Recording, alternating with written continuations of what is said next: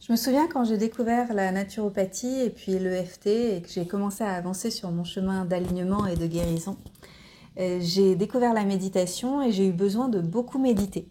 Et à cette époque-là, je vivais à Paris et j'avais différents petits boulots et je fréquentais différents milieux avec différents types de personnes qui étaient plutôt de mon passé, que j'avais rencontré dans des jobs précédents. Et donc j'avais une vie qui était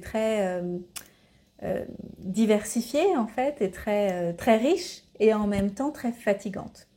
Et au fil des années, je me suis rendu compte qu'en fait le plus important pour moi, c'était finalement de dépouiller certaines choses et de nettoyer et de faire de la place et de transformer mon environnement, de choisir un lieu de vie qui me corresponde vraiment, de choisir des activités qui me correspondent vraiment,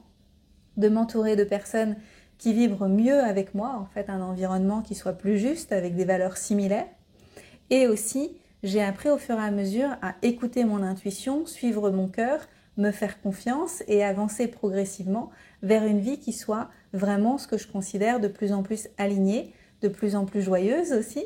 un effet secondaire très positif. Et je ressens moins aujourd'hui le désir de méditer ou le besoin de méditer. Ce qui ne veut pas dire que je ne le fais plus, mais que dans ma vie, il y a une forme de fluidité et d'alignement qui me permet de ne plus rechercher ce retirement, ce retrait que je cherchais avant